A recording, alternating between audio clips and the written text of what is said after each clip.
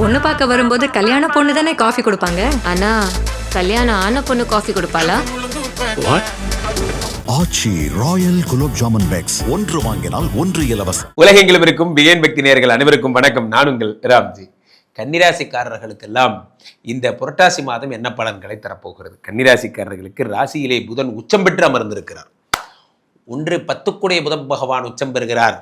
புதன் பகவான் உச்சம் பெறும் பொழுது இந்த புதன் உச்சம் என்றால் நீங்கள் வாழ்க்கையில் வேறு எதுவுமே தேவையில்லை. இந்த ஏன்னா 10 தொழில்காரகன் உச்சங்கும் போது வாழ்க்கையில் வேறு எதுவுமே தேவையில்லை சார். ஒரு வீட்டில் ஒரு குடும்பத் தலைவர் இருக்காரு.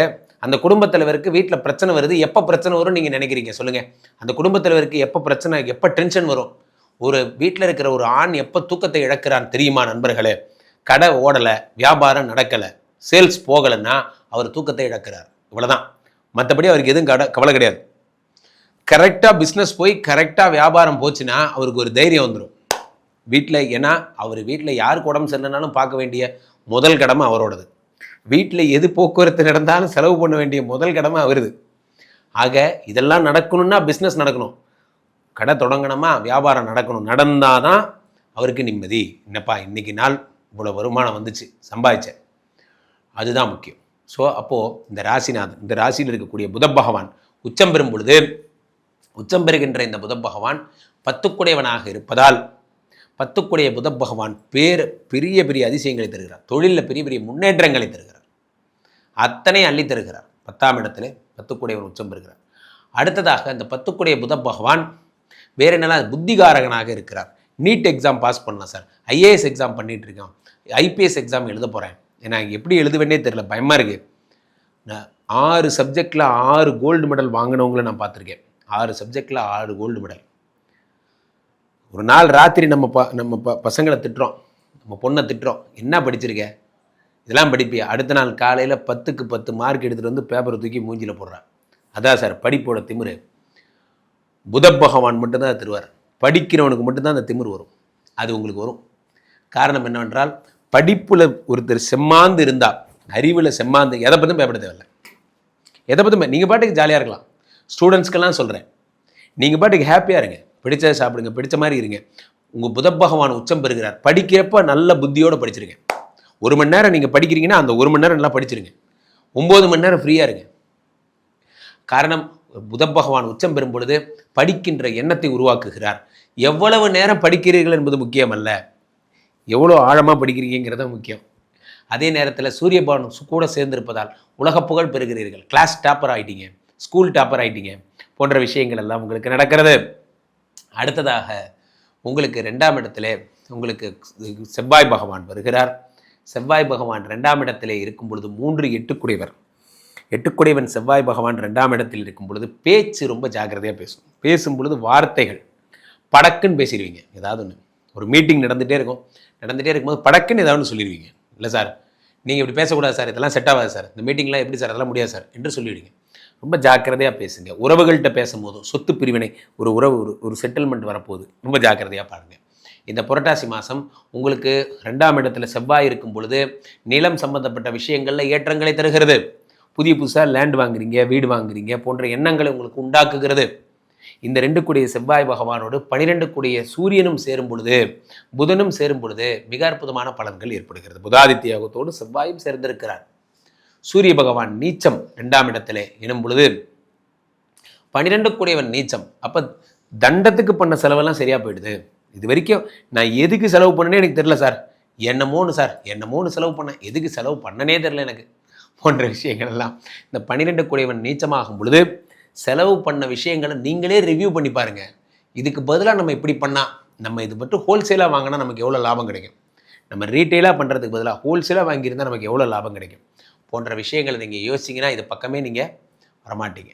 காரணம் என்னவென்றால் உங்களை நீங்களே சரி பண்ணிக்கலாம். முன்னொரு காலத்தில் அப்பாலாம் எழுதிட்டு இருந்தார், எழுதி இவ்வளோ செலவாச்சு அம்மாவும் அப்பாவும் டிஸ்கஸ் பண்ணுவாங்க.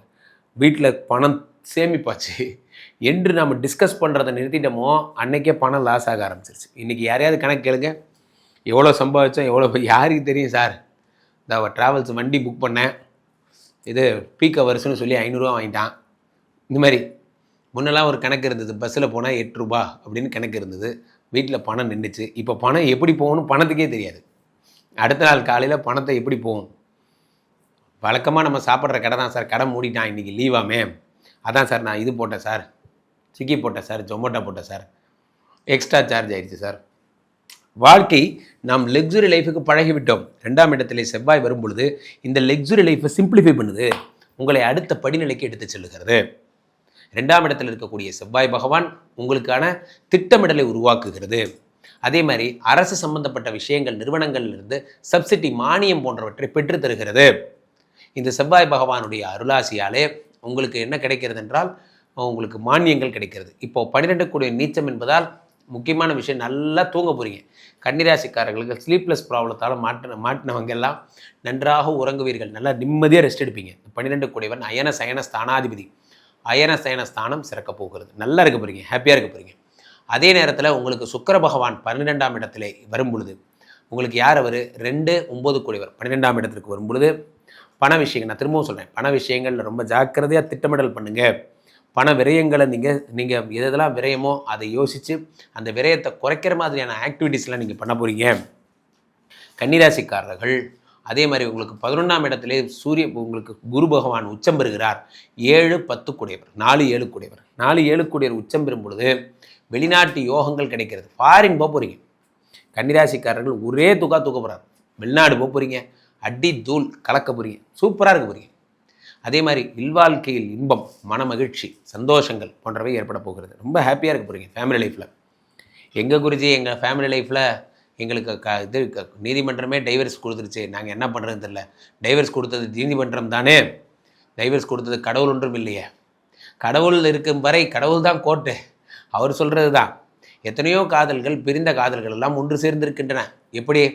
எத்தனையோ காதல்கள் அவங்க காதலை நினைவூட்டினா போதும், அவங்க சேர்ந்துப்பாங்க.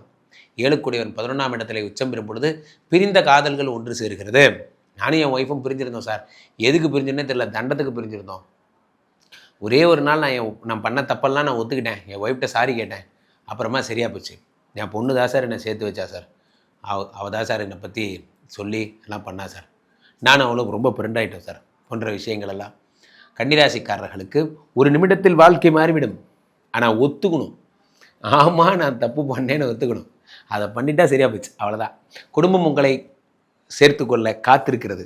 ஆனால் நீங்கள் தான் ஒரு ஸ்டெப் முன்னாடி வச்சு சரி இனிமேல் நம்ம கரெக்டாக இருப்போம் என்று. அப்போ 7 கூடிய உச்சம் பெறும் பொழுது பாதகாதிபதினு சொல்லுவாங்க, இருந்தாலும் 11ஆம் இடத்துல இருப்பதால் ஓகே, பணத்து போனது போட்டோம், எல்லாத்தையும் மறந்துடுவோம். வா, நம்ம ஃபஸ்ட்லேருந்து இந்த பதிவை பார்த்துட்டு உடனே உங்கள் ஒய்ஃபுக்கு ஃபோன் பண்ணுங்கள், I love you, I'm sorry, நடந்ததெல்லாம் மறந்துடு, நாளைக்கு காலையில் நான் உன்னை சந்திக்க வரேன், உங்கள் அம்மா வீட்டில் இருக்கியா, நம்ம வீடு இருக்கிறப்ப நீ ஏன் அங்கே இருக்க வா என்று சொல்லி கூப்பிட்டு வந்துடுங்க. அவ்வளோதான். நாளைக்கு காலையில் போங்க, ஹாப்பியாக இருங்க, பழசை பற்றி பேசாதீங்க, எல்லாத்தையும் மறந்துட்டு புதுசாக வாழ ஆரம்பிங்க. அதுதான் எனக்கு உண்மையான சந்தோஷம். நீங்கள் ஃபோன் பண்ணுங்கள், ஃபோன் பண்ணாமல் போங்க, அதை பற்றி எனக்கு கவலை இல்லை. முக்கியமான சந்தோஷம் இந்த பதிவை பார்த்துட்டு ராம்ஜி சார் தேங்க்யூ, நீங்கள் சொன்ன உடனே என் பொண்டாட்டி நானும் ஒன்றா சேர்ந்துட்டோம், ரொம்ப சந்தோஷம். நிர்வாகத்துக்கு நான் நன்றி சொல்வேன். கன்னிராசிக்காரர்கள் குடும்பத்தோட ஹாப்பியாக இருக்க போகிறீங்க, ஹாப்பியாக இருங்க.